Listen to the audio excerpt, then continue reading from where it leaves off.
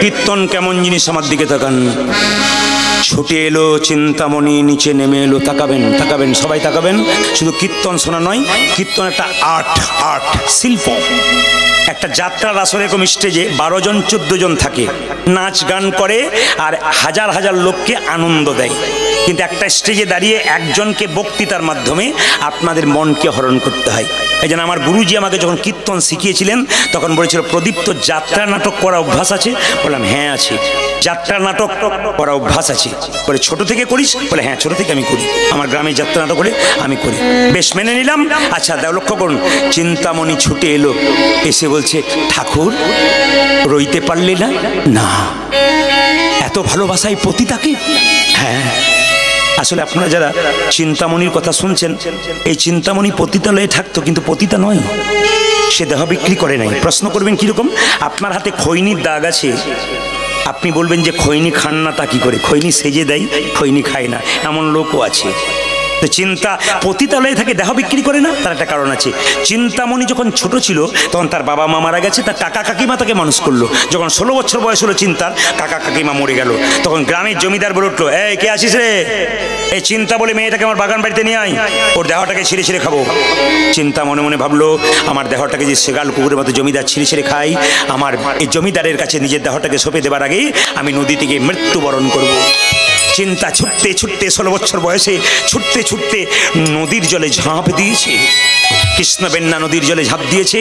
আর ওইখানে কতগুলো পতিতা মেয়ে স্নান করতে এসেছিল সন্ধ্যাবেলাতে, গ্রীষ্মকালের দিন। দেখলো কোনো একটা মেয়ে ঝাঁপিয়ে পড়েছে, সঙ্গে সঙ্গে মেয়েগুলো ছুটে গিয়ে বললো, কে তুই?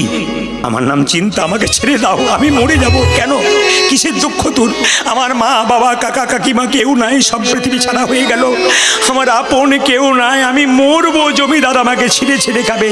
পতিতা মেয়েরা বললো, আমাদের কোনো মেয়ে নাই রে, আজ থেকে তোকে বাড়ি নিয়ে যাব, তোকে মানুষ করব, তুই বড় হবি, তবে কথা দিলাম। পতিতা মেয়েরা বলল, মায়ের সামনে মেয়েকে যেমন কোনো পুরুষ আঁচড় দিতে পারে না, আমরা কথা দিলাম পতিতা মেয়েরা, পতিতালয়ে তুই থাকবি, আমরা দেহ বিক্রি করে রোজগার করতে পারি, কিন্তু তোর শরীরে কাউকে আঁচড় দিতে যাব না, দেব না, কারণ আমরা তোর মা। এভাবে পতিতালয়ে চিন্তাকে নিয়ে গিয়েছিল, কিন্তু চিন্তার মধ্যে পবিত্র ভাব ছিল বলেই তো ব্রাহ্মণকে ভালোবাসতে পেরেছিল। বাবা সবাই লক্ষ্য করুন, যে যেখানে বসে আছেন, কত গভীর তত্ত্ব আছে এর ভেতরে, প্রত্যেকটি গল্পের ভেতরে, প্রত্যেকটি তত্ত্বের ভেতরে খুব। কিন্তু কিছু কিছু মানুষের যেমন যার যেমন আধার, আপনার যদি বেশি আধার না থাকে তাহলে বলবে তত্ত্ব কথা বেশি নিতে পারি না। কেন বলুন তো? আপনার যেমন আধার, ভেতর যার যেমন সে সেরকম নেবে, যার জমি যেমন তার সেরকম নেবে। সবাই লক্ষ্য করুন, বিল্বমঙ্গল কি করলো মায়েরা? যেই না বললো, ঠাকুর তুমি থাকতে পারলে না? বলে না, থাকতে পারলাম না। নদী পার হলে কি করে? কেন গো, তুমি একটা কাঠ পাঠিয়ে দিয়েছো? আমি কাঠ পাঠালাম। হ্যাঁ, আচ্ছা প্রাচীর পার হলে কি করে? কেন গো, তুমি একটা দড়ি ঝুলিয়ে দিয়েছো? ওই দেখি দেখি কোথায় দড়ি? যেই না দেখতে গেল মা, প্রাচীরের দরজাটা খুলেছে আর দেখতে পেয়ে একটা কালো বিষধর সাপ, মুখটা গর্তের মধ্যে ছিল, লেজটা বাইরে ছিল। সাপটাকে ধরে বিল্বমঙ্গল ঝাঁপ দিয়েছে। চিন্তামণি বিল্বমঙ্গলের হাত দুটো ধরে বলল, ঠাকুর এই পতিতা মেয়েটাকে ভালোবেসে তুমি কি পেলে? তুমি জানো না, মৃত্যু তোমার কাছে বারবার ঘুরছিল, তবু তুমি আমাকে এলে, তোমার এত প্রেমের টান।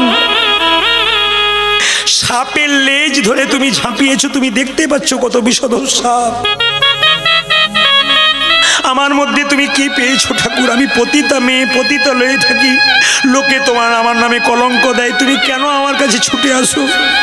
তুমি মরে গেলে আমি বাঁচতাম না, আমিও আত্মহত্যা করে দিতাম। চিন্তা, এরই নাম ভালোবাসা। ভালোবাসা সবাই করতে পারে না, ওটা শুধু কাহিনী মাত্র। এ ওকে ভালোবাসে, ও নাটক। এ জগতের ভালোবাসা তো চাওয়া পাওয়া, কামনা বাসনা। ভালোবাসতে পারবেন আপনি যদি আপনার বাসা ভালো হয়। একটি ছেলে একটি মেয়েকে ভালোবাসতে পারে যদি দুজনের বাসা ভালো। বিল্বমঙ্গলের বাসা ভালো ছিল, চিন্তার বাসা ভালো ছিল, সেই বাসার কথা শুনবার জন্যে আপনারা ছুটে এসেছেন। আপনাদের গ্রামে কোনো ভালোবাসা হয়েছে, ওটা দুদিন শুনেছেন, তারপর ছুড়ে দিয়েছেন। এটাকে পাক্কাপাকি ইতিহাসের খাতায় লেখা আছে, এরই নাম ভালোবাসা। বিল্বমঙ্গল বললো চিন্তা তুমি আমার জন্য নদীতে কাঠ পাঠিয়ে দিয়েছো। কাঠ কোথায়, কই দেখাতে পারবে? বলে হ্যাঁ, সকাল হয়ে গেছে, নদীর কিনারে দেখলো কাঠ নয় বাবা, একটা মরা মানুষের শরীর। চিন্তামণি আর থাকতে পারল না, বিল্বমঙ্গলের পা দুটো ধরে বলল ঠাকুর আমাকে কথা দাও, যে প্রেমের টানে তুমি আমার কাছে ছুটে এলে, সেই প্রেমের টানে তুমি বৃন্দাবনে যেতে পারো। আমার মাথায় হাত দিয়ে কথা দাও, তুমি বৃন্দাবনে গিয়ে কৃষ্ণ পাবে, সেদিন আমি তোমার পাশে গিয়ে কৃষ্ণের চরণ লাভ করব। কথা দিলাম। এই দেখো রাধা কৃষ্ণের ছবি দিলাম, তুমি চলে যাও বৃন্দাবনে। বিল্বমঙ্গল যাচ্ছে বৃন্দাবনে, সবাই মিলে হাত তুলুন। পথ চলিতে হাত তুলে একসঙ্গে একসঙ্গে সবাই মিলে, সবাই হাত তুলুন একসঙ্গে। বিল্বমঙ্গল বৃন্দাবনে যাচ্ছে। পথ চলিতে আরে বলিতে, হরি বল। পথ চলিতে আরে বলিতে, পথ চলিতে আরে বলিতে, হরি বল। বাবা কিছু মনে করবেন না, একটা মায়ের যদি 6টা ছেলে হয়, আমি দেখেছি একটা মায়ের 6টা ছেলে হলে 3টে ছেলে মন দিয়ে পড়ে, আর 2-3টে খালি হাই তোলে এপাশ ওপাশ ঘুরে বেড়ায়। কেন বলুন তো? মা এবার খেতে দিলেই বাঁচি, না কি বলছেন? মা এবার খেতে দিলেই বাঁচি। আপনারা মন দিয়ে কীর্তন শুনছেন, 2-4 জন দেখুন উঠছে আর বসছে। কেন? মা এবার খেতে দিলেই বাঁচি। যারা পড়ছে পড়ুক, আমার পড়ার দরকার নাই। তাকিয়ে দেখুন খালি উঠছে আর বসছে। কেন? এবার খেতে দিলেই বাঁচি। আপনি জগদীশবাবু যিনি আছেন, তিনি কিছু কিছু ভক্তের ব্যবস্থা করুন, কারণ যদি বাড়িতে গিয়ে ঘুমিয়ে যায় তাহলে আপনার প্রসাদ পাবে কি করে? ওদের কিছু কিছু দিতে শুরু করুন, তাহলে আপনার লাভ হবে। হরে কৃষ্ণ, হাত তুলুন। পথ চলিতে আরে বলিতে, হরি বল। পথ চলিতে আরে বলিতে, পথ চলিতে আরে বলিতে, হরি বল। পথ চলিতে আরে বলিতে, একবার গাহো কৃষ্ণ নাম, হরি নাম, মধুর নাম।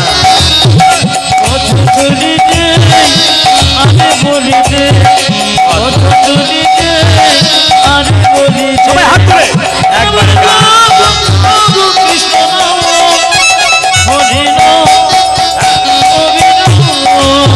পথ চলিতে আরে বলিতে, তুমি গাও গাও কৃষ্ণ নাম, অবিরাম মধুর নাম। পথ চলিতে আরে বলিতে, পথ চলিতে আরে বলিতে, শানে মুখে আধার রাত্রি, তুমি যে গো পথ যাত্রী। আজি সম্মুখে অভাত্রে, তুমি বিজয় গো পথ যাত্রে। ওই যে শানে মুখে আধার রাত্রি, তুমি যে গো পথ যাত্রী।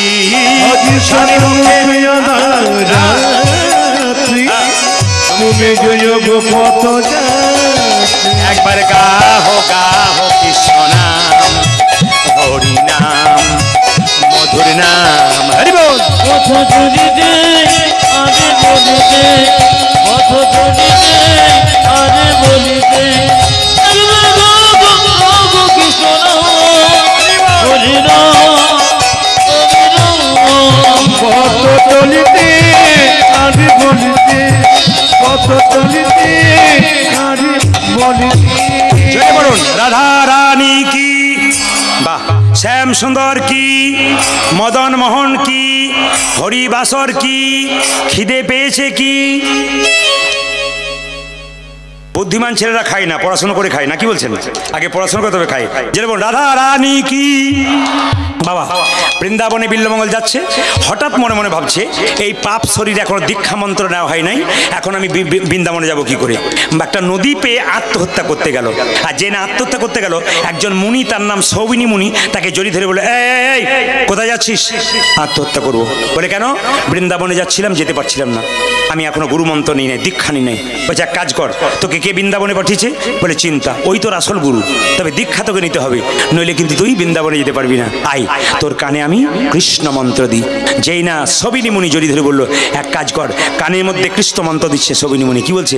কৃষ্ণা কৃষ্ণা কৃষ্ণা কৃষ্ণা কৃষ্ণা কৃষ্ণা কৃষ্ণা হে কৃষ্ণা কৃষ্ণা কৃষ্ণা কৃষ্ণা কৃষ্ণা কৃষ্ণা কৃষ্ণা উলধ্বনি কৃষ্ণ কৃষ্ণ কৃষ্ণ কৃষ্ণ কৃষ্ণ কৃষ্ণ কৃষ্ণ হে কৃষ্ণ কৃষ্ণ কৃষ্ণ কৃষ্ণ কৃষ্ণ কৃষ্ণ কৃষ্ণ হে কৃষ্ণা কৃষ্ণা কৃষ্ণা কৃষ্ণা কৃষ্ণা কৃষ্ণা কৃষ্ণা হে কৃষ্ণা কৃষ্ণা কৃষ্ণা কৃষ্ণা কৃষ্ণা কৃষ্ণা কৃষ্ণ উলধ্বনি কৃষ্ণ হে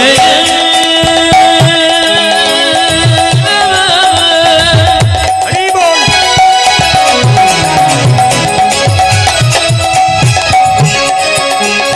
কৃষ্ণ হে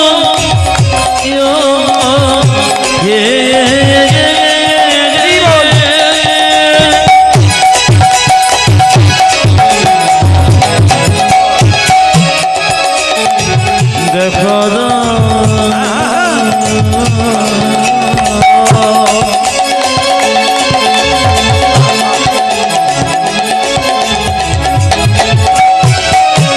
কৃষ্ণ কৃষ্ণ হে কৃষ্ণ মোহে কৃষ্ণ হে কৃষ্ণ মোহে কৃষ্ণ হে। মোহে আপনারা কারা কারা দীক্ষা নিয়েছেন হাত তুলবেন। কারা কারা দীক্ষা নিয়েছেন হাত তুলুন। বাহ, নামান। ও, এই জন্য বুঝতে পেরেছি। আমি মেদিনীপুরে প্রায় জায়গাতে গান করি, দুপুরবেলায় হয়, মানে মহোৎসবটা হয় তো, দুপুরবেলায় কীর্তন করাই, তো দেখতে পাই প্রচুর মানুষ সেবা করছে, কিন্তু প্রচুর মানুষ কীর্তন শুনছে। একবারে কীর্তন শেষ না পড়তে উঠছে না। জিজ্ঞেস করলাম, আপনারা সেবা করবেন না? বলছে না না, আমরা আগে নাম শ্রবণ করবো, তারপর সেবা করব। আমাদের ধর্ম এটাই, আগে নাম তারপর সেবা। যারা প্রকৃত ভক্ত, যারা দীক্ষিত হয়েছেন, তারা জানে আগে নাম তারপর সেবা। এই জন্য নাম আগে আশ্রয় করতে হয়, তারপর সেবা করতে হয়। যেমন দেখবেন হরিদাস ঠাকুর 3 লক্ষ নাম জপ করতেন, তারপর প্রসাদ পেতেন, তার আগে পেতেন না। কর্তব্য কর্ম না করলে প্রসাদ পাওয়া উচিত নয়, এটা বৈষ্ণবের ধর্ম। যাই তারা প্রকৃত ভক্ত আছেন, তারা রাত্রি 12টা হোক আর 10টা হোক আর 11টা হোক, যখন প্রসাদ পাবে পাবে, কিন্তু নামটা আগে আশ্রয় করবে। তবে দীক্ষা যারা নেন নাই তাদের জন্য বলে রাখি, দীক্ষা মানে দিয়ে খা। যারা দীক্ষা নিয়েছেন তাদের কথা হচ্ছে যে দীক্ষা নেওয়ার পর যদি কেউ স্নান করে গোবিন্দকে দেয় তারপর খায়, তবে তার দীক্ষা নেওয়া সার্থক। আর যদি দীক্ষা নিয়েছেন নামমাত্র, ভগবানের নামও করেন না, ভগবানকে দেনও না, ও আপনার নেওয়া হলো। পাথরের মধ্যে বীজ ফেললে যেমন গাছ হয় না, আপনার মধ্যে বীজ ফেলা হয়েছে, আপনার গাছ হবে না। এই জন্য আপনাদের বলে রাখি, যদি কেউ দীক্ষা না নেয় আর থালা থালা আপেল কলা মন্দিরে নিয়ে যায়, ভগবান একটাও গ্রহণ করে না। একবারে পাক্কা শুনে রাখুন, আপনি দীক্ষা নেবেন না, মন্দিরে যাবেন, ভগবান একটাও গ্রহণ করবে না। 4টে আপেল 4টে কলা বেকার যাওয়া হলো তোমার। মন্দিরে যতই প্রণাম করো তোমার কোনো উপকার নাই। কেন? একজন ব্রাহ্মণ যতক্ষণ না পর্যন্ত পৈতে বা উপনয়ন হবে ততক্ষণ পুজো করবার কোনো অধিকার পাবে না। একজন মানুষ যতক্ষণ না দীক্ষা নেবে ততক্ষণ গোবিন্দ ভজন করবার কোনো অধিকার পাবে না। এই যে সবার কাছে নিবেদন রইল, যদি আপনারা পারেন, যারা নেন নাই, আপনার দেহটাকে শুদ্ধ করুন, ভজন করুন, দেখুন আপনার জীবনে কত পরিবর্তন হয়। যারা এখন নেন নাই, যদি দীক্ষা নেন, 3 বার জপ করেন, সংসারে কর্তব্য কর্মেন, দেখবেন আপনার জীবনে কত পরিবর্তন হয়েছে। 1 মাসেই বুঝতে পারবেন আপনি কোথায় ছিলেন আর আপনি কোন জায়গাতে এলেন। এই জন্য বলে রাখি বাবা, দীক্ষা মানে দিয়ে খা, দীক্ষা মানে দেখা। তবে আপনাদের কাছে নিবেদন রইল, দীক্ষা নেবেন, যাত্রার কাছে দীক্ষা নেবেন না, পাকা গুরুর কাছে দীক্ষা নেবেন। যেমন শরীরে রোগ হয়েছে, পাকা ডাক্তার দেখান, কাঁচা ডাক্তার দেখালে মৃত্যু হতে পারে। আপনি কি করবেন? পাকা ডাক্তার দেখান, তাহলে আপনার লাভ আছে। সবাইকে বলে রাখি, রামকৃষ্ণ দেবের কথা, গুরু দুপ্রকার, একটা কাঁচা একটা পাকা। কাঁচা গুরুকে মন্ত্র দেবার আগে চুক্তি করে যে আপনি কোনো, যেমন একজন আমার মাস্টারমশাই আছেন, বয়স হয়ে গেছেন, তার বয়স 85 বছর, তিনি গুরু মন্ত্র নেয় নাই। আমাকে একদিন ডেকেছিল, প্রদীপ তুই তো কীর্তন করছিস, তোর কীর্তন আমি সবসময় শুনি, তুই দীক্ষার কথা সব জায়গায় বলিস, কিন্তু আমি এখনো দীক্ষা নিই নাই। বললাম বাবা এখনো দেন না আপনি? বলছে না আমি নিই নাই। বলে কেন? আমি পাকা মানুষ পাই নাই, যত গুরু দেখছি আমি ঠিক পাচ্ছি না, আমি ঠিক মনে মতো পছন্দ হয়েছে। কোন গুরু পছন্দ? আমার কথা তো নয় বাবা। রামকৃষ্ণ পরমহংসদেব বলেছে এই জগতে 2 রকমের গুরু আছে, একটা কাঁচা একটা পাকা। কাঁচা গুরুর কাছে নেবেন না। কাঁচা গুরুকে জেনে নিন, মন্ত্র দেবার আগে চুক্তি করে যে যখনই জিজ্ঞেস করবেন বাবা মন্ত্র নেবো, তখন বলবে একটা ফর্দ দিলাম, এই মালগুলো আনবি, দিবি, তারপর দেবো। জানবেন কাঁচা গুরু, এদের কাছে মন্ত্র নিলে কোনো লাভ নেই। ঠাকুর বললেন পাকা গুরু কাকে বলে? মন্ত্র দেবার আগে চুক্তি করে না যে তাকে পাকা গুরু বলে। মন্ত্র নেব ঠাকুর, নে, কি দিতে হবে? কিচ্ছু না, দক্ষিণা তো কিছু দিতে হয়, দিবি, তবে তোর ভক্তিটুকু আমার চরণতলে দিবি। প্রতি বছর আপনার বাড়িতে এসে আপনাকে পরীক্ষা করে দেখবে আপনি যে মন্ত্র নিয়েছেন ঠিক ঠিক ভজন করছেন কিনা। এরাই হচ্ছে পাকা গুরু। এবার আপনার যখন গুরু হবে, উনি তো বাবা হবেন, ওনার জামার দরকার না, ধুতির দরকার না, খাবারের দরকার। আপনি তো ছেলে, আপনি তো বুঝবেন, আপনার যেমন স্বার্থ আপনি তেমনি দেবেন, যেমন আপনার ক্ষমতা সেরকম দেবেন। কিন্তু চাইবে না সে। বাবা যেমন ছেলের কাছে কোনো জিনিস চায় না, ডাল ভাত শাক ভাত হলেই হলো, সেরকম গুরু ছেলের কাছে কোনো কিছু চাইবে না। শিষ্য আদর করে যেটা দেবে সেইটাই কিন্তু আসল হয়ে যাবে। এই জন্য আমি আপনাদের বলে রাখি, চৈতন্য চরিতামৃতে পরিষ্কার করে বলা আছে, শুধু জাতিতে ব্রাহ্মণ হবে সে গুরু তা নয়। কেন বলুন তো? শাস্ত্রে লেখা আছে কিবা বিপ্র কিবা শূদ্র নেশিক জ্ঞানে নয়, কৃষ্ণ তত্ত্ব বেত্তা যেই সেই গুরু হয়। মায়েরা, ব্রাহ্মণ হতে হবে তা নয়, বৈষ্ণব হতে হবে তা নয়। হ্যাঁ, আপনাকে এমন গুরু করতে হবে যে গুরু আপনাকে কিছু শিক্ষা দিতে পারবে। জাতির কোনো ব্যাপার নাই, যার জ্ঞান আছে, কৃষ্ণ তত্ত্ব আছে। আপনি দুঃখে পড়লে, যন্ত্রণা পড়লে গুরুকে একবার ডাকতে পারবেন, গুরুর কাছে ফোন করে খবর নিতে পারবেন এগুলো সমস্যা কি। তিনি হচ্ছেন পাকা গুরু। কিছু বলবেন?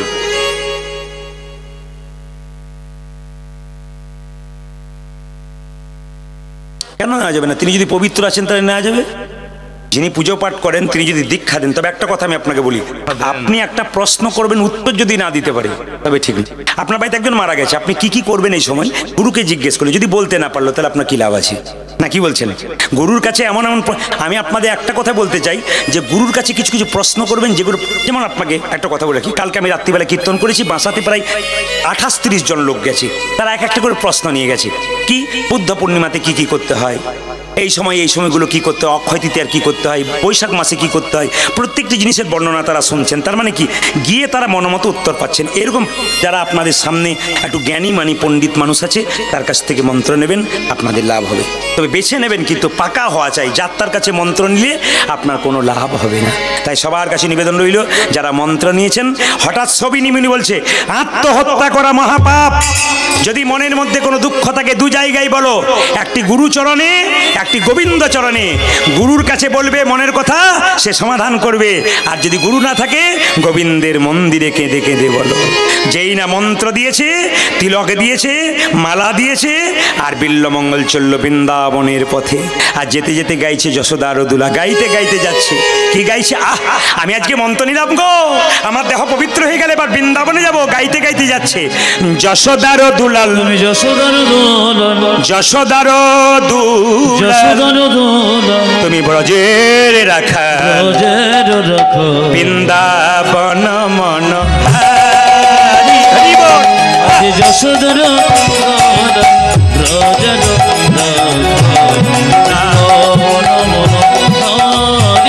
তুমি যশোদার দুলাল বজে রাখাল বৃন্দাবন মন হারি। তুমি যশোদার দুলাল ব্রজের রাখাল বৃন্দাবন ধন হারে। গোপী জন বল্লভ রাধিকা রমা, গোপী জন বল্লভ রাধিকা রমণ, জন বল্লভ রাধিকা রমণ। এ প্রাণ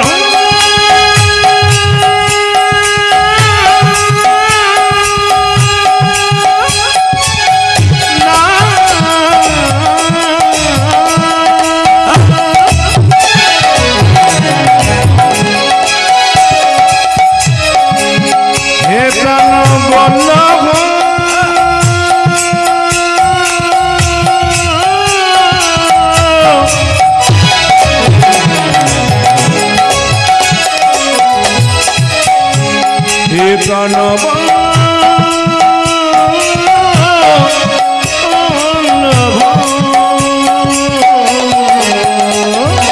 গোপী জন বল্লভ রাধিকার মন, গোপী জন বল্লভ রাধিকার মা তুমি গোপী জন বল্লভ রাধিকার মন চিত্ত বৃত্ত মনোহারি বৃন্দাবন বনহারি।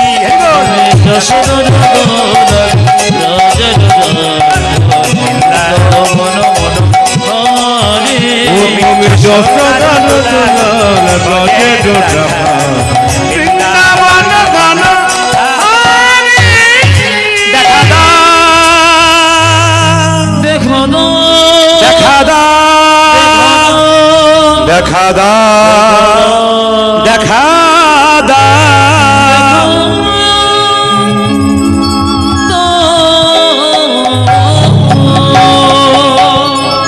সাধু গুরু বৈষ্ণব বয়োজ্যেষ্ঠদের আশীর্বাদ নিতে হয়, অভিশাপ নিতে নাই। আমাদের সমাজে 4 জন অভিশাপে ভুগছে, 1 জন আশীর্বাদে ভুগছে।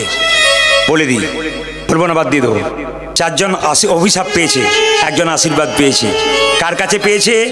মা সীতার কাছে। তাকাবেন, সীতা মায়ের কাছে অভিশাপ পেয়েছে 4 জন আমাদের সমাজে, 1 জন আশীর্বাদ পেয়েছে। তাকাবেন, রাম লক্ষ্মণ সীতা 3 জন বনে গেল। হঠাৎ একদিন খবর পেল রাজা দশরথ, জোরে বলুন, মারা গেছে। রাজা দশরথের পিণ্ড দিতে হবে। রামচন্দ্র লক্ষ্মণ তারা গেলেন নগরে কি করতে? পিণ্ডের জোগাড় করতে। ভালো করে শুনবেন, পিণ্ডের জোগাড় করতে। কিন্তু সেই সময় যখন সীতা মাতা ঘরে বসে আছে বনের মধ্যে, তখন হঠাৎ কে যেন বলে উঠল, সীতে মা, কে তুমি? সীতে, ও মা, কে গো তুমি? মা বলে ডাকছো, সীতে বলে ডাকছো? আমি তোমার শ্বশুর মশাই রাজা দশরথ। কি চাও? আমার বড় খিদে পেয়েছে মা, আমার বড় খিদে পেয়েছে, আমায় খেতে দাও। কি দেবো তোমায়? তোমার ছেলেরা তো নগরে গেছে তোমার পিণ্ডর ব্যবস্থা করতে। আমার খুব খিদে পেয়েছে, তুমি আমাকে বালির পিণ্ড দাও। সীতা দেখবেন রাজা দশরথকে বালির পিণ্ড দিয়েছিল। বাবা হরে কৃষ্ণ।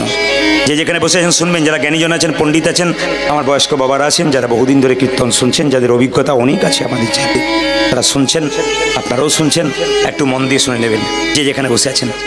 সীতে, আমায় বালির পিণ্ড দাও। দেব, কিন্তু সাক্ষী থাকবে 5 জন। বটবৃক্ষ মা এসো, ব্রাহ্মণ এসেছি মা, এ তুলসী বৃক্ষ এলাম, গাভী এলাম মা, ফল্গু নদী এলাম। কজন হলো জোরে বলুন, কজন হলো? 5 জন। ব্রাহ্মণকে বললো সাক্ষী থেকো ব্রাহ্মণ, সাক্ষী থেকো বটবৃক্ষ, সাক্ষী থাকলে ফল্গু নদী, সাক্ষী থাকলে গাভী, সাক্ষী থাকলে তুলসী বৃক্ষ। আমি আমার শ্বশুর মশাইকে বালির পিণ্ড দিলাম। রামচন্দ্র এসেছে, সীতা মাকে জিজ্ঞেস করছে, সীতা স্বামী কি করলে তুমি? বালির পিণ্ড দিলাম। কাকে? শ্বশুর মশাইকে। আমি যে গিয়েছিলাম সহ্য হলো না বাবা, খিদে সহ্য করতে পারে নাই, পেটের বড় যন্ত্রণা, খিদের জ্বালাই আমাকে বালির পিণ্ড। আমাকে প্রমাণ দিতে পারবে কারা ছিল? 5 জনকে সাক্ষী রেখেছি, ডাকো তাদেরকে। ব্রাহ্মণ মা এসেছো? হ্যাঁ। গাভী এলাম, ও বড় বৃক্ষ আবার এলাম, তুলসী বৃক্ষ আবার এলাম, ফল্গু নদী আবার এলাম। বলো তো ব্রাহ্মণ, আমি পিণ্ড দিয়েছিলাম কিনা? ব্রাহ্মণ পুরো মিথ্যা কথা বলে দিল, তুমি পিণ্ড দাও নাই। সীতা অভিশাপ দিল ব্রাহ্মণকে, ব্রাহ্মণ তুমি দেখলে, জেনে শুনে মিথ্যা প্রমাণ দিলে, তুমি সত্য কথা বললে না, তোমাকে অভিশাপ দিলাম। পুজো পাঠ করে তুমি যতই দান দক্ষিণা পাও, তোমার পেট কোনোদিন ভরবে না। আপনাদের এলাকাতে নাই, আমাদের ওদিকে আছে, আছে সব দিকে। অপরাধ নেবেন না। আমাদের এলাকায় যে ব্রাহ্মণরা আছে তারা আমাকে খুব ভালোবাসেন।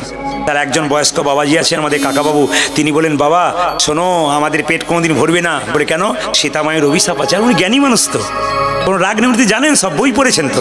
উনি বলেন যে সীতা মায়ের অভিশাপ আছে, তুমি যতই আমায় দাও না, পেট আমার ভরবে না, সীতা মা অভিশাপ দিয়ে দিয়েছে। কিন্তু এই কথাটি অন্য কাউকে বলুন, দেখবেন তেজিয়ে উঠবে, আমার নামে বলেছে না, তা নয়, এটা সত্য কথা, আমার কথা তো নয়, শাস্ত্রের কথা। এ তো শাস্ত্রের বাইরে নয়, আমার মুখের কথা নয়। সীতা অভিশাপ দিও, তোমার পেট ভরবে না যদি দান দক্ষিণা পাও। তুলসী বৃক্ষ তোমার পাতা গোবিন্দ সেবায় লাগবে, কিন্তু এখানে সেখানে তুমি জন্ম নেবে, বন্য পশু পাখিতে তোমার মধ্যে পায়খানা প্রস্রাব করে দেবে।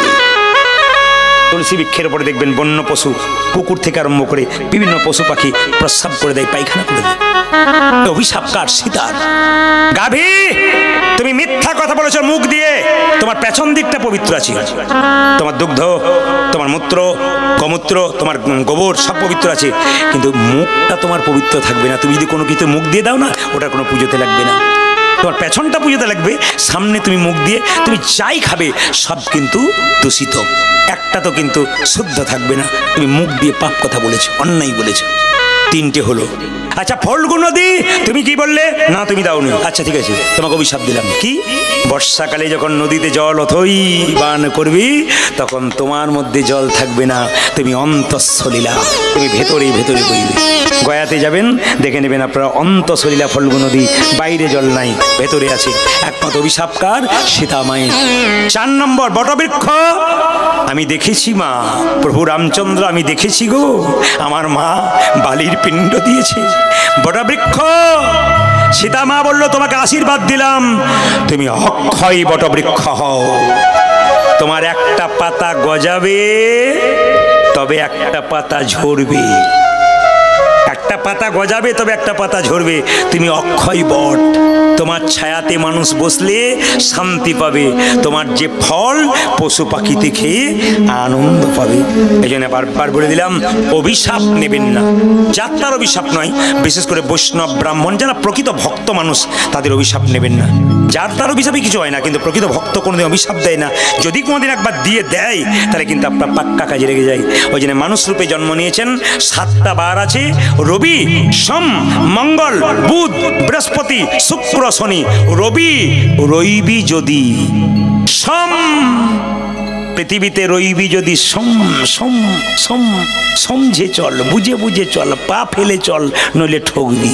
যদি বুঝে বুঝে চলিস, সোমের পরে মঙ্গল, আর মঙ্গল যার হবে তার বুধ মানে বুদ্ধি হবে, আর যার বুদ্ধি হবে তার বৃহস্পতি মানে লক্ষ্মী হবে, আর লক্ষ্মীর পরে বৃহস্পতি পরে শুক্র হবে, তার মানে তার সুখ হবে। আর যত সুখ হবে, তোমার পেছনে শনি ঘুরঘুর ঘুরঘুর ঘুরঘুর করবে।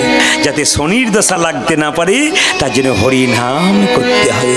বিল্লমঙ্গল বৃন্দাবনে যাচ্ছে, দেখি তার কি অবস্থা হয়। যেতে যেতে মায়েরা গাইতে যাচ্ছে, কৃষ্ণ কেশব কৃষ্ণ মাধব মাধব সুধা মাখা এই নাম, হরি নাম মধু মাখা এই নাম, নাম নাম নাম। কৃষ্ণ কেশব কৃষ্ণ মাধব সুধব গজেন হরি নাম মধুমগ এই নাম নাম নাম। কৃষ্ণ কেশব কৃষ্ণ মাধব সুধা মাখা এই নাম, হরি নাম মধু মাখা এই নাম, নাম নাম নাম। কৃষ্ণ কেশব কৃষ্ণ কেশব সুধা মাখা এই নাম, হরি নাম মধু মাখা এই নাম, নাম নাম। এই নাম জপ হলো আপনারে, এই নাম জপ হলো যপন রে, এই নাম জপ হলো আপনারে। এই হরি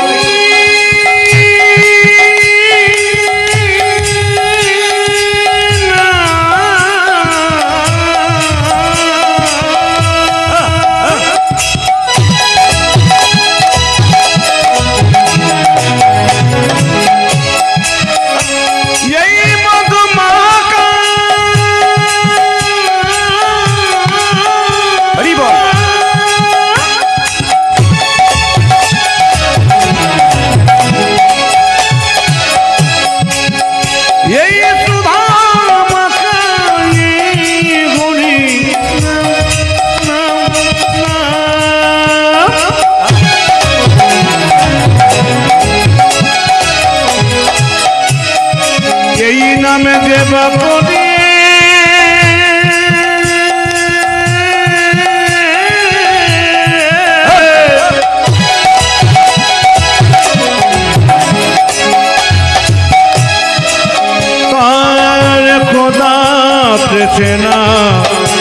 যাবে গোদরি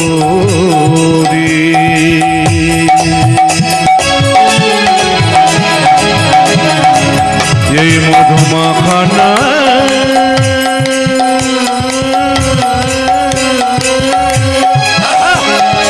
এই সুধা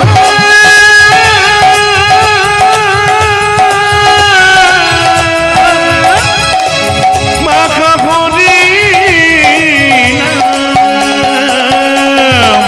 এই নামে জপ বলো আপনারে নাম জপ ভলো আপনারে এই নাম জপ ভালো যপন রে দূরে যাবে তৃষা প্রেম পারাবারে আজি এই নামে জপ বলো আপনারে তুমি যাবে কিষান পারে দূরে যাবে তৃষা প্রেম পারাবারে দূরে যাবে কৃষ্ণ প্রেম বলবরে জপরে জপরে জপরে রসনা জপরে জপরে জপরে রসনা জপরে জপরে জপরে রসনা জপরে জপরে জপরে সুধা মাখা এই নাম হরি নাম মধু মাখা এই নাম নাম নাম নাম নাম কৃষ্ণ কেশব কৃষ্ণ সধব গভীর এই নাম জপনা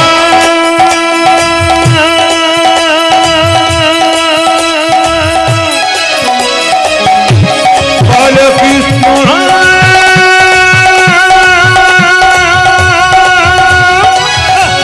এই মধুর মধুর নাম।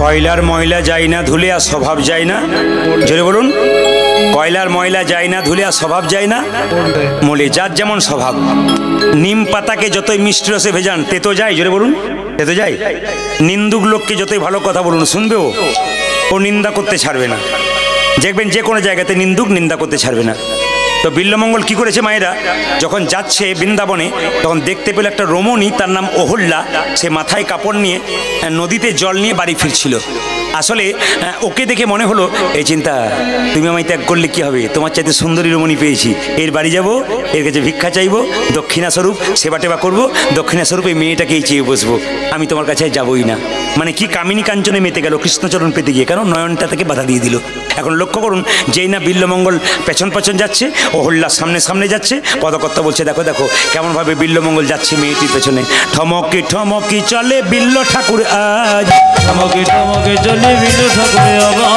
ঠমকি ঠমকি চলে বিল্ল ঠাকুর আজ ঠমকে ঠমকে চলে বিল্ল ঠাকুরে যে মনে ভাবে নারীর তরে কি করিবে কাজ উজানে নারী ভাবে তরে কি করিবে তাই মনে ভাবে নারীর তরে কি করিবে কাজ হাই হাই মনে ভাবে নারী তোরে কি করে বেকার ভাবে মনে মন ভাবে মনে মোহনে ভাবে মনে মন ভাবে মনে মনে যে নারী তরে কি করিবে ভাবে মনে মনে নারী তোরে কি করিবে ভাবে মনে মোহনে মনে ভাবে নারী তরে কি করিবে উজানে মনে ভাবে নারী তরে কি করিবে তাই ও যে মনে ভাবে নারীর তরে কি করিবে কাজ আজ মনে ভাবে নারী তোরে কি করিবে সবাই তাকান বিল্লমঙ্গল যখন যাচ্ছে পেছন পেছন স্ত্রী অহল্যা বণিকের স্ত্রী প্রচুর টাকা পয়সা ছেলে মেয়ে নাই নদী থেকে জল নিয়ে যাচ্ছে বিল্লমঙ্গলের চোখের চাউনি দেখে ভয়ে গিয়ে দরজাটা বন্ধ করে দিল স্বামীকে বলল স্বামী বলে কি লোকটা স্বভাব ভালো নয় আমাদের বাড়ির দিকে আসছে হঠাৎ যখন দরজাটা বন্ধ করেছে বিল্লমঙ্গল চিৎকার করে বলল ভিক্ষাং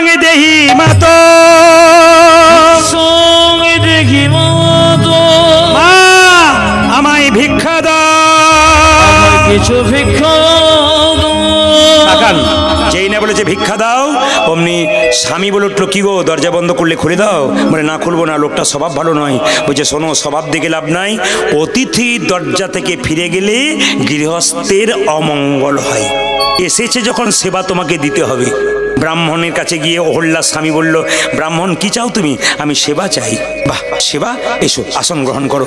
যখন বসালো বিল্বমঙ্গলকে, বসিয়েছে, বিল্বমঙ্গল খালি তাকাচ্ছে, কোন দিকে অহল্যা গেল, কোন দিকে অহল্যা গেল, মানে যার যেমন ব্যাপার আর কি। অহল্যার দিকে বারবার তাকাচ্ছে, কোথায় গেল কোথায় গেল। অহল্যা কি করলো, অন্ন ব্যঞ্জন তৈরি করে যখন বিল্বমঙ্গলকে দিতে গেল, বিল্বমঙ্গল একবারও অহল্যার দিকে তাকালো না। এই জায়গাটা সবাই লক্ষ্য করবেন, একবারও অহল্যার দিকে তাকালো না। যখন বিল্বমঙ্গল সেবা পেল, তখন অহল্যার স্বামী বলে উঠল, কি গো ব্রাহ্মণ, সেবা দিলে দক্ষিণা দিতে হয়, তুমি কি দক্ষিণা চাও? সুযোগ পেয়ে গেল বিল্বমঙ্গল, চিৎকার করে বলল, দেবে? তবে ত্রিসত্য প্রতিজ্ঞা করো, আমি যা চাইবো তাই দেবে। বলে, প্রতিজ্ঞা করলাম, তুমি যা চাইবে তাই দেবো। বলে, কি? আজকে রাত্রিতে, বিল্বমঙ্গল বলল, আজকের রাত্রিতে তোমার স্ত্রীকে সুন্দর করে সাজিয়ে আমার কাছে পৌঁছে দাও। না না,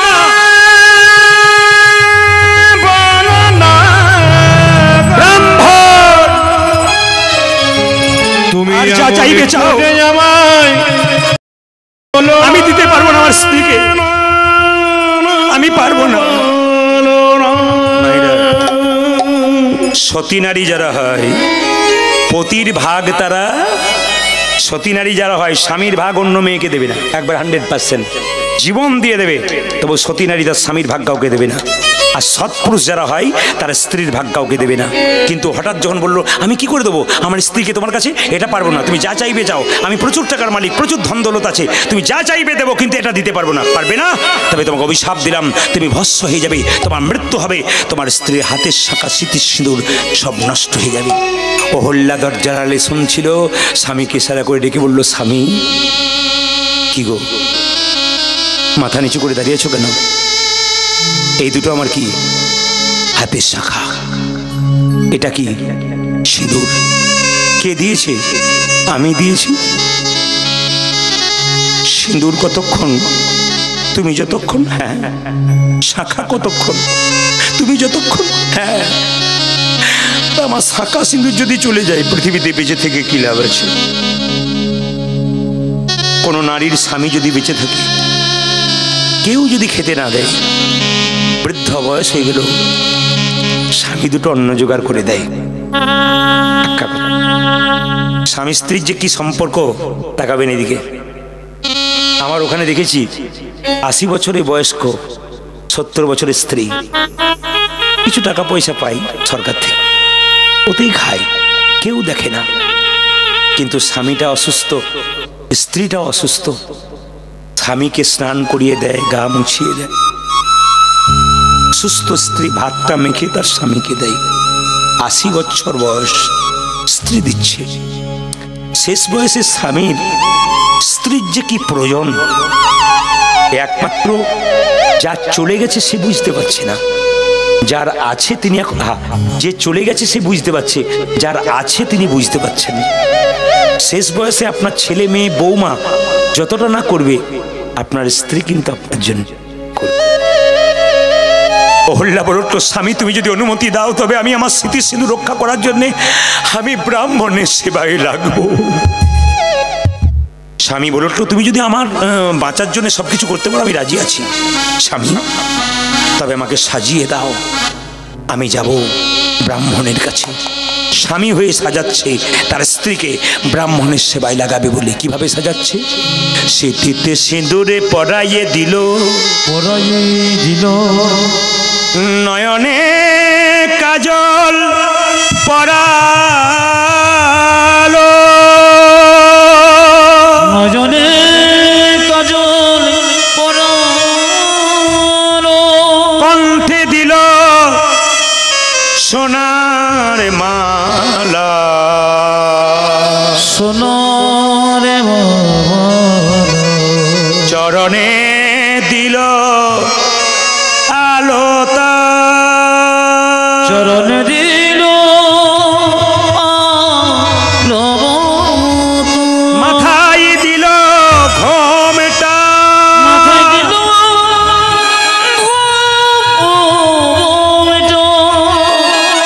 অনুভব করবেন, শুধু কীর্তন শোনা নয়, 7:30 থেকে কীর্তন আরম্ভ হয়েছে।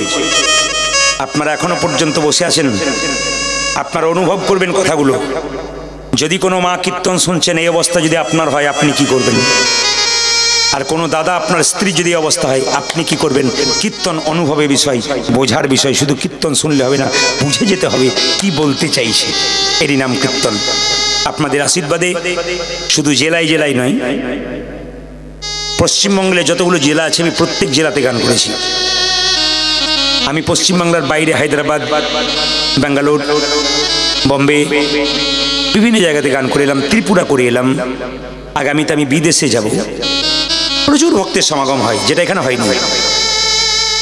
যে কোনো জায়গাতে ইনি গেছেন কীর্তন শুনতে আমার জগদীশ বাবু, এরকম একটা মাঠ একবারে ফুল ভর্তি, পুলিশ প্রশাসন নিয়ে যেতে হয়, এত ভিড় হয়। কি জানি হয়তো এখানে একবারে কম। যাক, ভালো লাগলো। এই কমের মধ্যেও যতগুলো আছে একবারে পাক্কা আছে আর কি, কাঁচা একটাও নাই, প্রত্যেকটা পাকা, একবারে জানতা। এইটা আমার ভালো লাগলো, জানতা প্রত্যেকে। সবাই লক্ষ্য করুন, যে যেখানে বসে আছেন অনুভব করবেন। অহল্যাকে তার স্বামী মাথায় কাপড়টা দিয়ে যখন বাড়ির ভেতর ঢুকিয়ে দিল বিল্বমঙ্গলের কাছে, তখন তার স্ত্রী মনে মনে ভাবলো, ছি ছি ছি ছি, আমার যখন জন্ম হয়েছিল তখন আমি বললাম না কেন? মায়ের কোলে মরে গেলে আমার ভালো হতো। ছি ছি ছি ছি ছি ছি ছি, আমি বললাম না কেন? মায়ের কোলে যদি ভগবান তুলে নিত আমাকে, এত বড় পাপ কাজ। একই আমি ভাবছি, আমার স্বামীর রক্ষার্থে আমি একই ভাবছি। বিল্বমঙ্গল মাথা নিচু করে আছে। অহল্যা বলে উঠলো, যদি ভাবতে হবে। অহল্যা বলে উঠলো, কি গো ঠাকুর? কি ঠাকুর? কি গ্রহণ করো, আমি এসেছি। তোমার লালসা ছিল আমার উপরে, আমাকে গ্রহণ করো। বিল্বমঙ্গল তখনও মাথা নিচু করে বসে আছে, একবার তাকায় নাই। ঠাকুর, তুমি কি আমায় গ্রহণ করবে না? বেশ, তুমি গ্রহণ না করো, আমি চললাম। যেই না বললো চললাম, অমনি বিল্বমঙ্গল বললো দাঁড়াও দাঁড়াও। যেই না বলেছে, অহল্যা তার দিকে যেই না তাকিয়েছে, অমনি বিল্বমঙ্গল অহল্যার দিকে তাকিয়ে চমকে উঠে বলল, এ কি? অহল্যা বলে উঠল, ব্রাহ্মণ, তুমি আমার দিকে তাকাচ্ছ কেন? তোমার চোখে জল কেন? বিল্বমঙ্গল অহল্যার দিকে তাকাচ্ছে, চোখ থেকে গড় গড় করে জল পড়ছে। ঠাকুর, তুমি কাঁদছো কেন? তোমার মুখটাকে দেখে আমার মরা মায়ের মুখটা মনে পড়ে গেল।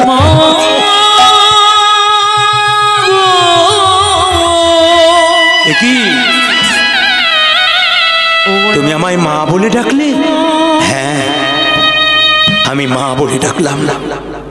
ছোটবেলায় আমার মা মারা গেছে, তো মায়ের মুখটা আমার মনে পড়ছিল না। তোমার মুখটাকে দেখে আমার মায়ের মুখটা মনে পড়ে গেল। তুমি আমার মা। যে কোনোদিন মা হতে পারে নাই, তাকে যদি কেউ মা বলে ডাকে, তার অন্তর কেঁদে ওঠে। চিৎকার করে বলল, তুমি আমায় মা বলে ডাকলে? কি চাও তুমি? আমি তোমায় সব দেব। আমি যে মা হতে পারিনি, কি চাও? বিল্বমঙ্গল বলে উঠল, মা, তোমার কাছে কিছু চাই না, একটা জিনিস দাও। কি? তোমার মাথার ক্লিপ কাটা। মায়েরা দেখবেন ক্লিপ পরেন, ক্লিপ ক্লিপ। অহল্যা সোনার কাটা পড়তো, ক্লিপ ক্লিপ, তুমি ওইটা আমায় দাও। অহল্যা বুঝতে পারলো না কেন চাইছে। যে না অহল্যা সোনার কাঁটাটা ক্লিপটা দিয়েছে, অমনি নয়নের কাছে গিয়ে বিল্বমঙ্গল মনে মনে ভাবলো, নয়ন, তুই আমাকে কৃষ্ণচরণ পেতে বাধা দিয়েছিস, আমাকে কামিনী কাঞ্চনে মাতিয়ে দিয়েছিস। এই দেখ, এই দেখ, আমার মায়ের সামনে আমার চোখ দুটোকে আমি অন্ধ করে দিলাম। কি মাগো, তোমার চরণে সপে দিলাম আমার দুটি নয়নে তারা বিদায় গৌর।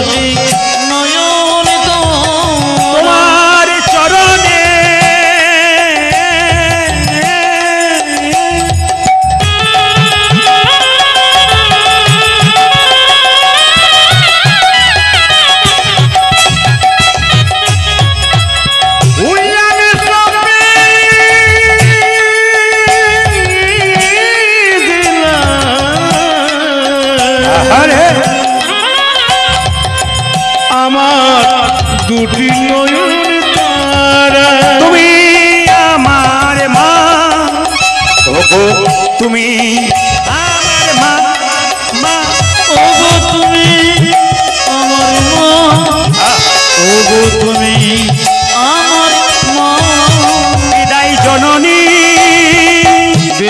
জননী বিদায় জন্মভূমি বিদায় জন্মভূমি বিদায় জননী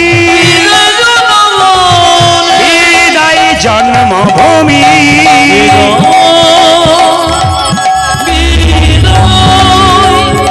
বিদায় জন্মভূমি অহল্যাকে প্রণাম করে অন্ধনয়নে বিল্বমঙ্গল পেরিয়ে যাচ্ছে। প্রচন্ড খিদে পেয়েছে, ভগবানকে ডাকছে, প্রভু চোখে দেখতে পায় না, খাবার দাও। ভক্ত যদি কাই মনে কোনো বাঞ্ছা করে, ভগবানের সাধ্য নাই সেই বাঞ্ছা নাই করে ভগবান গোয়ালার বেশ ধারণ করে কাঁধে দধি দুগ্ধ নিয়ে একবারে ছুটে এলো অন্ধ বিল্বমঙ্গলের কাছে। কিভাবে আসছে উলুধ্বনি দেবেন, কাঁধে লইয়ে দধি ভাণ্ড চলে আমার প্রাণে গোবিন্দ নাচিয়া নাচি। আমার কাছে চলে দধি ভাণ্ড চলে আমার প্রাণে গোবিন্দ নাচিয়া নাচিয়া ওজাদের কাঁধে লয়ে দধি ভাণ্ড চলে আমার প্রাণ গোবিন্দ নাচিয়া নাচিয়া ভালো দই ভালো দই আমার ভালো দই ভালো দই। ভালো দই ভালো দই ওগো নাচিয়া নাচি ও নাচিয়া নাচিয়া নাচিয়া নাচিয়া নাচিয়া যোগো নাচিয়া নাচিয়া নাচিয়া নাচিয়া ভালো দই ভালো দই ভালো দই ভালো দই ভালো দই ভালো দই ভালো দই ভালো দই আমি বিনামূল্যে বিকাইব গো। ভালো দই ভালো দই আমি না বলে গাইব ভালো দই। ভালো দই ভগবান নিজের হাতে বিল্বমঙ্গলকে খাওয়ালো, বৃন্দাবনে নিয়ে গেল। বিল্বমঙ্গল বলছে, তুমি কে? আমি কৃষ্ণ, আমি তোমায় দেখতে চাই। কৃষ্ণ নিজের হাতটা বিল্বমঙ্গলের চোখে বুলিয়ে দিল, কৃষ্ণকে দেখতে পেল। কৃষ্ণকে বিল্বমঙ্গল বলছে, আমি তোমাকে একা দেখবো না, তোমার রাধাকে দেখবো। কৃষ্ণ বলল, আমার রাধাকে যদি দেখবি তবে তোর চিন্তামণিকে নিয়ে আই। আগে বাম পাশে চিন্তাকে বসা, আমি আমার বাম পাশে রাধাকে বসাবো। যে না চিন্তাকে ডাক দিল, চিন্তা এলো, বিল্বমঙ্গলের পাশে বসলো, একদিকে রাধা গোবিন্দ যুগলে রইল।